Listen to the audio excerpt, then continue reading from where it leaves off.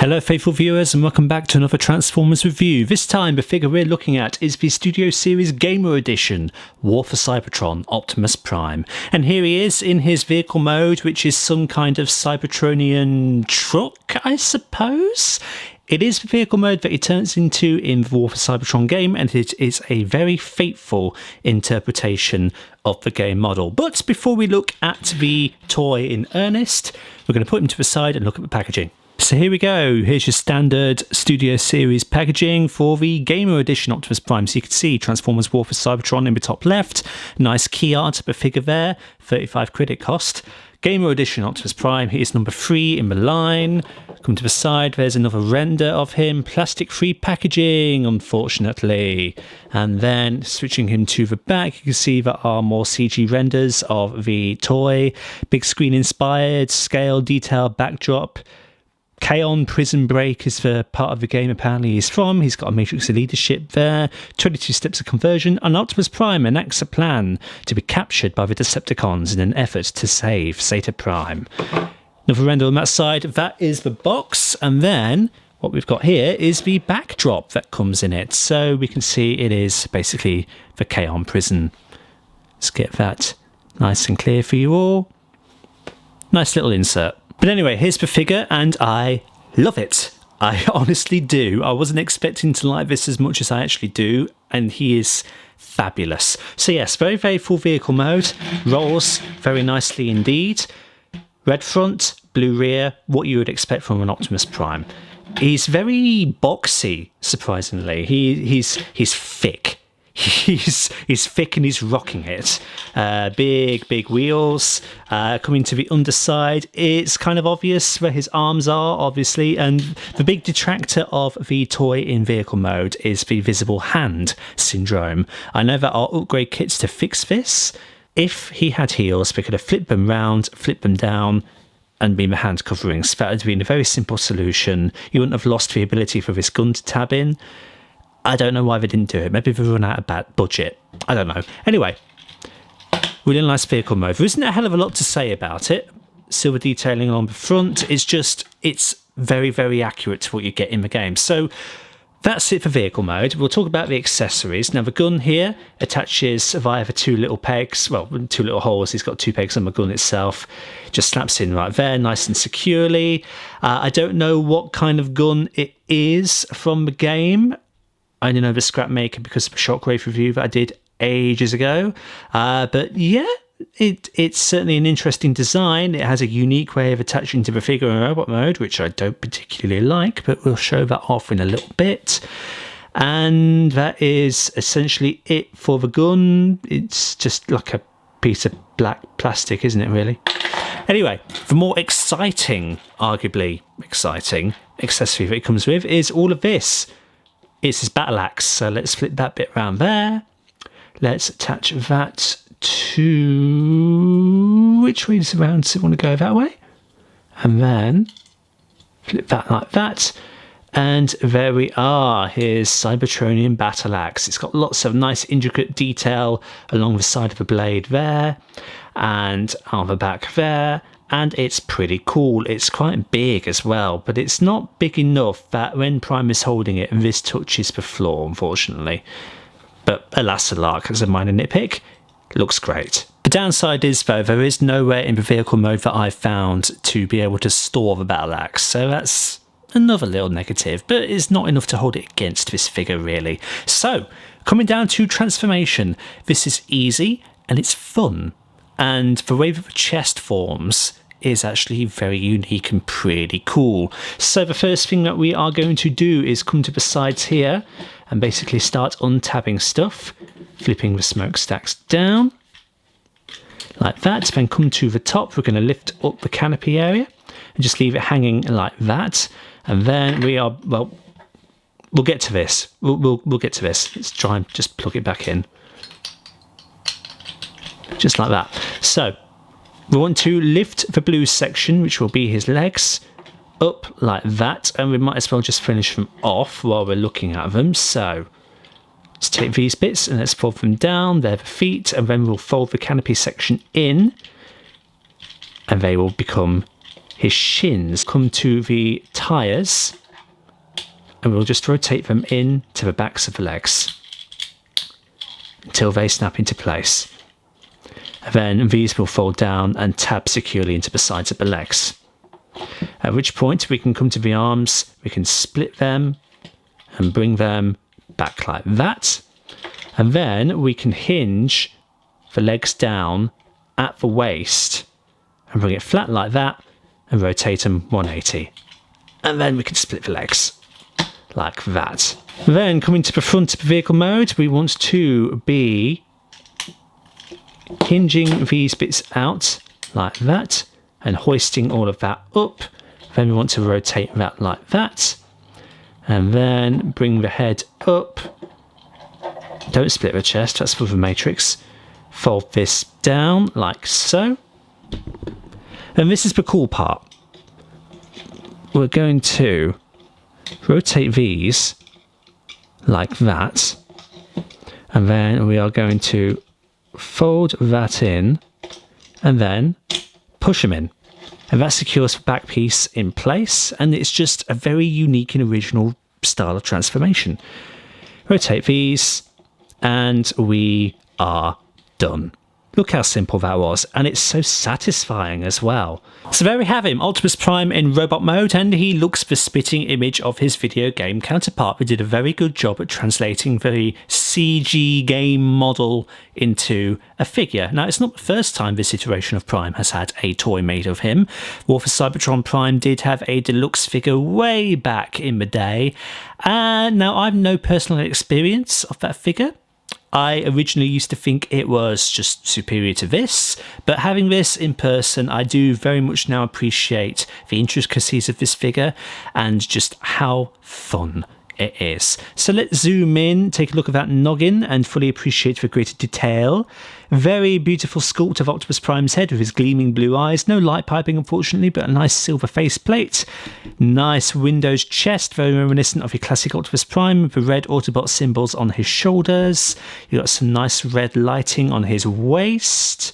And then standard blue Optimus Prime legs with the silver shin guards. He is kind of what you would expect. These bits here give him kind of like vents along the torso. He is quite boxy still in robot mode. He's very squared off at the shoulders, which was something that I originally didn't particularly like about this figure, but having him in person, he looks quite nice with it. He is accurate to the game, in which he has his wheels on the back right there. You can see the front of the cab is basically his lower back. It's fine. And then the wheels are just hanging off there, but you know, overall a very nice looking robot mode. Now we'll come to the matrix of leadership, so we'll just pry open his chest like that. Very cool that they've included this. There's extra detail all around the matrix as well, and the matrix is removable. He just can't hold it in his hands because his hands aren't sculpted with individual articulated fingers. Bit disappointing, but whatever. But the matrix here, really nice. Lovely gold, lovely blue, lovely grey. Could very easily get lost though, so just be careful with it. Coming back to accessories then, let's demonstrate what we've got going on here. So we'll start with the battle axe. Now you can take it apart, it's fairly modular. You can have Prime holding it higher up. I'm just going to demonstrate it lower down just for the sake of this. But there you are. Looks good with it. There is still no type of weapon storage though on the figure for this, so that is disappointing, but you know, alas alack, what can you do? As for the gun, if I can get this axe out, come on. Fine. As for the gun, you want to be doing this. Now this isn't a defect with the figure, this is actually meant to happen because the figure is trying to emulate how the guns are formed in the video game, and they don't just hold their guns, they literally transform their arms into the guns. So you're meant to rip his arm off like that, and then you are meant to just plug this in, and I'm only struggling because of the angle I'm working from here. There you go. Plug it in, and that is Prime with his gun. I don't like this.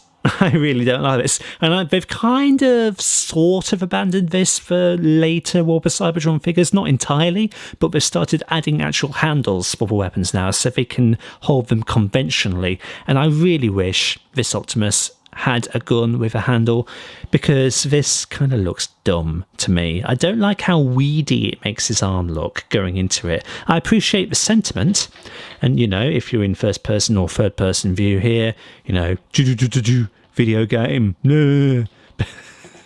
But no, I don't like this.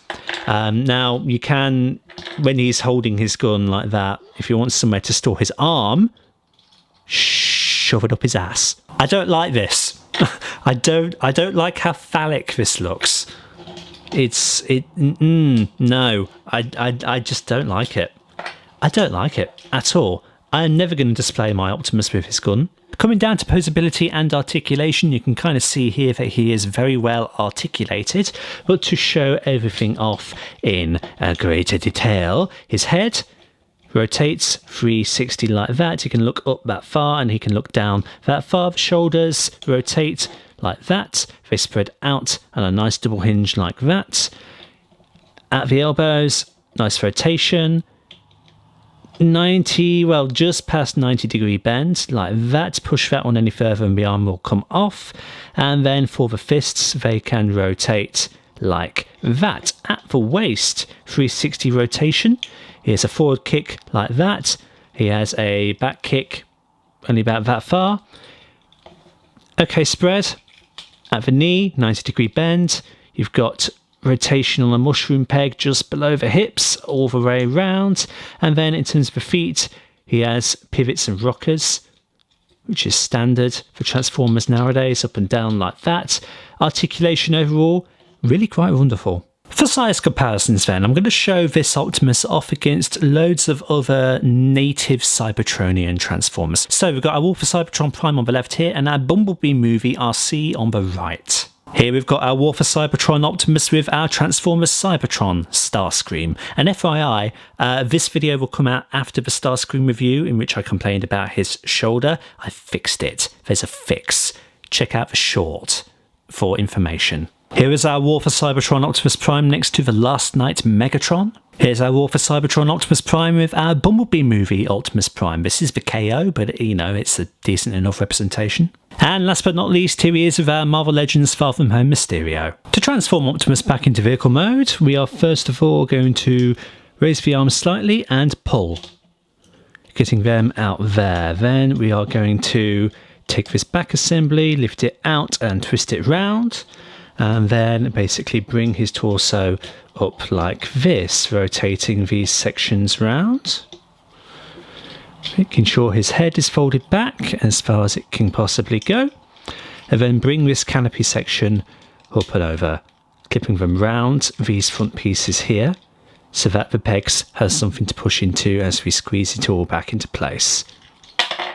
His arm just fell off. Next thing we want to do is twist him at the waist like that, and then we want to bring the shin pieces up and out of the way like that, and that allows us clearance to flip the feet into place. At this point we can connect the legs together, just like so, and then we want to be tilting it all up like that to allow the arms enough space to rotate into place. And then come to the sides here, flip them out like that, rotate the wheels round, same thing on this side, rotate like that, and then this will all fold over the arms, which have not connected themselves. There we go, that's them roughly in, and then just fold them over, and they will actually tab into the tops of the arms. And as you can see, we are almost done. So the last few things we want to do is just make sure those tabs are in like that, and then take these smokestacks here, tilt them up slightly, bring this top bit down, and then fold these side pieces in, connecting them here and up there, squeezing everything just to make sure it's all nice in and secure. And that is just about it. Optimus transformed back into vehicle mode. So there we have it. That's been our look at the Studio Series Gamer Edition War for Cybertron Optimus Prime. He is an excellent figure. I don't like the arm gimmick with the gun, and I don't like the fact that he doesn't really have weapon storage for anything other than his gun. And I don't like the fact that his hands are visible in vehicle mode. But overall, it's a fabulous figure. He is very well made, and he is so fun to just convert back and forth, flipping seamlessly between his two modes. He is a very faithful adaptation of his video game counterpart. Love the fact that he comes with a matrix of leadership. He is a good scale Voyager Rise, and he is just an overall good time. I highly recommend getting this Optimus Prime figure if you are a completionist of the character, or if you're completing for the characters from the game, or if you just value quality Transformers figures. This is your guy. Absolutely pick him up. Thank you everybody so much for stopping by and checking out this review. Like and subscribe if you haven't already, and share it around to help out the channel. And until the next time, see you all later.